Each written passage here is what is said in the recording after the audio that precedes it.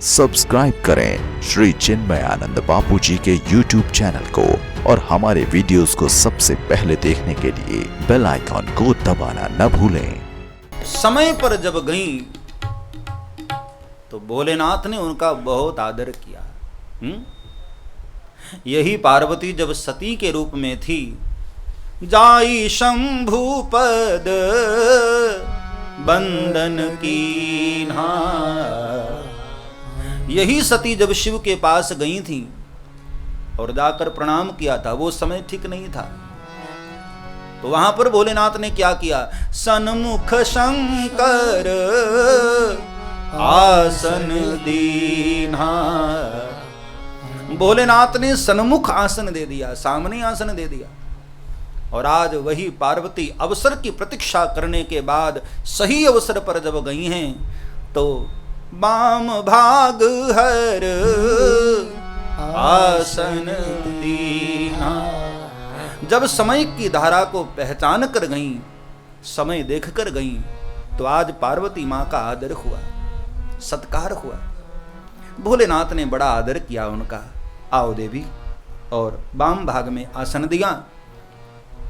लेकिन आज पार्वती मां ने कहा कि बाबा, आपने मुझे इतनी प्रतिष्ठा दी, उसको मैं स्वीकार करती हूं, लेकिन क्षमा करें भगवान, आज मैं सामने ही बैठूंगी। उस वक्त मैं समझ नहीं पाई थी, लेकिन आज मुझे इस बात का ज्ञान हो गया है कि सामने आसन केवल मां का ही नहीं होता, श्रोता का भी होता है। इसलिए आज मैं आपके पास एक श्रोता बन करके भी आई हूं। बाबा, मुझे कुछ जानना है, मुझे जानना है कि परमात्मा का, परमात्म तत्व के विषय में मैंने सुना है कि ब्रह्म निराकार होता है, उसका कोई आकार नहीं, कोई स्वरूप नहीं, कोई नाम नहीं होता है।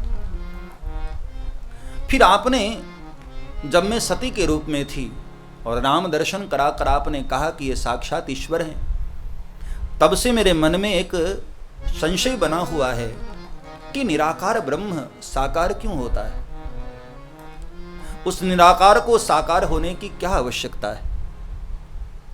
तो मुझे महाराज जानना है, और ये भी जानना है महाराज कि राम रूप में आकर भगवान ने कौन कौन सी लीला की, किस प्रकार प्रभु का प्रागट्य हुआ, किस प्रकार भगवान जनकपुर पधारे, किस प्रकार भगवान ने धनुष भंग किया, और किस प्रकार भगवान ब्याह करके सियाजों के साथ अयोध्या लौटे। महाराज मुझे वो भी कथा सुनाइए। और फिर मैंने सुना है कि कई माँ के वरदान के कारण भगवान 14 वर्ष वनवासी हो गए। तो महाराज मुझे वो कथा भी जानना है। और वन में रह करके भगवान ने ऋषि मुनियों को किस प्रकार दर्शन दिया, भक्तों पर किस प्रकार कृपा की, और किस प्रकार भगवान ने ऋक्ष बंदरों से मिलकर रावण की लंका को तहस नहस किया। महाराज वो कथा भी मुझे सुनाइए। और राज्याभिषेक का प्रसंग भी मुझे जानना है। और यदि समय हो तो प्रजा सहित रघुवंश मणि किम गवने निज धाम, मुझे वो सब कथा भी महाराज सुनाइए।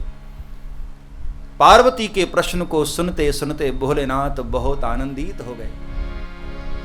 जिन जिन प्रसंगों का नाम ले रही थी ना, वो सारे प्रसंग हरहि राम चरित सब आए, हरहि राम चरित सब आए, हरहि राम चरित सब आए, हरहि राम चरित सब आए, प्रेम पुलक लोचन जल छाए, प्रेम पुलक लोचन जल छाए, प्रेम पुलक लोचन जल छाए, प्रेम पुलक लोचन जल छाए, हरहि राम चरित सब आए, हरहि राम चरित सब आए। जिन जिन प्रसंगों का नाम लिया, भोलेनाथ के हृदय में वो सारे प्रसंग आ गए, दिखाई देने लगे भोलेनाथ को।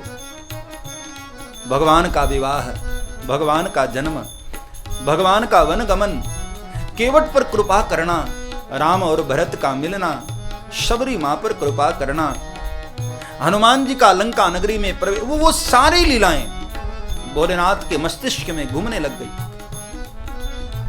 और जब राघव की लीला का स्मरण किया, भोलेनाथ भाव विभोर हो गए, आंख में अश्रुधार बह पड़ी और रो पड़े हमारे भोलेनाथ, भाव मग्न हो गए। और फिर करी प्रणाम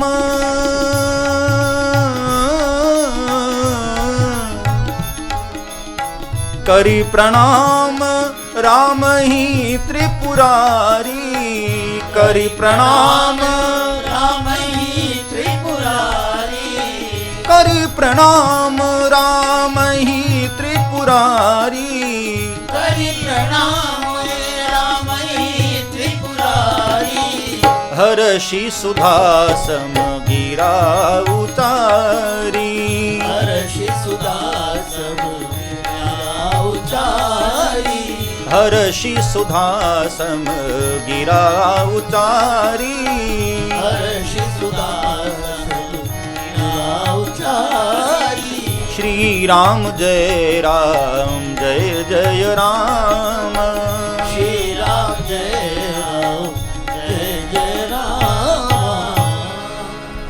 जैसे जैसे जैसे पार्वती ने पूछा, भोलेनाथ के हृदय में सारी लीलाओं का स्मरण होने लगा। आंख डबडबा गई, भीग गई आंखें, भावमग्न हो गए भोलेनाथ। और फिर भगवान को वंदन किया। भोलेनाथ के जो इष्ट देव हैं ना, वो भगवान का बाल्य स्वरूप, बालक राम जिनको कहते हैं, राम लला, वो भोलेनाथ के इष्ट देव हैं। तो छोटे से राघव को उन्होंने प्रणाम किया, वंदन किया और पार्वती जी को कहा कि देवी, एक बात मुझे तुम्हारी अच्छी नहीं लगी। तुमने प्रश्न बहुत अच्छा किया, नो डाउट, उसमें कोई शंका नहीं, लेकिन एक बात मुझे अच्छी नहीं लगी देवी। तुमने जो मुझे कहा ना, राम कौन है, एक बात नहीं मोहि सुहानी, तुम जो कहा राम को आनी। राम कौन है, ऐसा प्रश्न मुझे अच्छा नहीं लगा देवी, क्योंकि राम को जानने के लिए ना भाव चाहिए, बुद्धि नहीं। क्योंकि हमारी बुद्धि बहुत छोटी है प्यारे।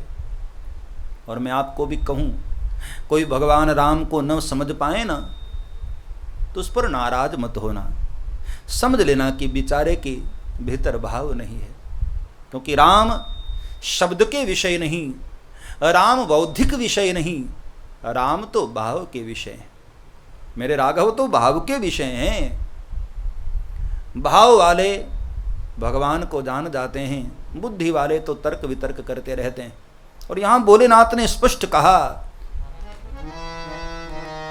राम अवतार्क बुद्धिमान बानी, राम अवतार्क बुद्धिमान बानी, राम अतर्क बुद्धिमान बानी, राम अतर्क बुद्धिमान बानी, मत हमार सुनहु सयानी, मत हमारे सुनहु सयानी, राम अतर्क बुद्धिमान बानी, राम अतर्क बुद्धिमान बानी। हे भवानी सुनो, ये मेरा मत है, राम अतर्क।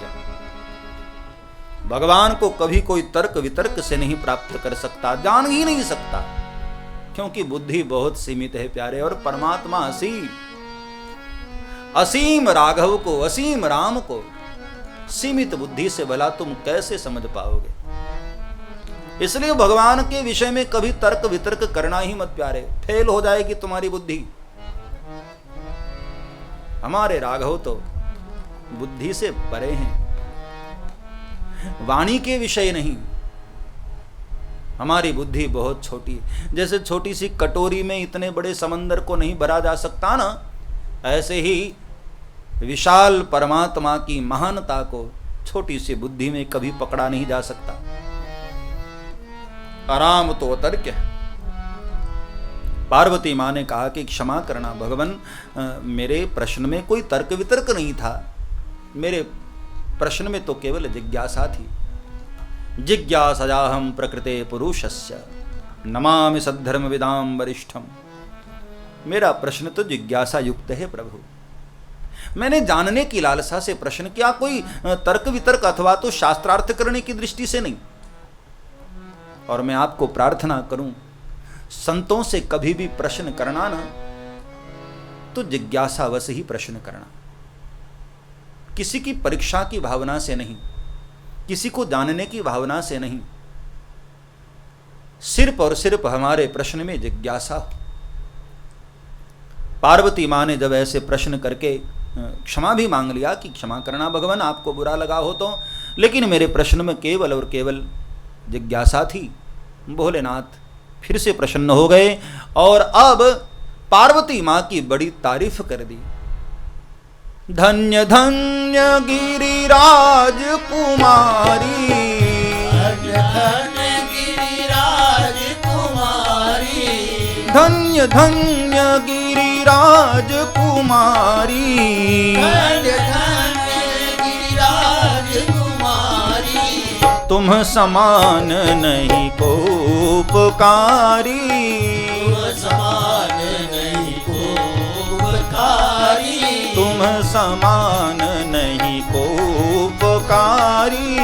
तुम समान नहीं को उपकारी। पूछे रघुपति कथा प्रसंगा, पूछो रघुपति कथा प्रसंगा, पूछे रघुपति कथा प्रसंगा। पूछो रघुपति कथा प्रसंगा। सकल लोक जग पावनी गंगा, सकल लोक जग पावनी गंगा। धन्य धन्य गिरिराज कुमारी। धन्य धन्य गिरिराज कुमारी। सब्सक्राइब करें श्री चिन्मयानंद बापू जी के YouTube चैनल को और हमारे वीडियोस को सबसे पहले देखने के लिए बेल आइकॉन को दबाना न भूलें।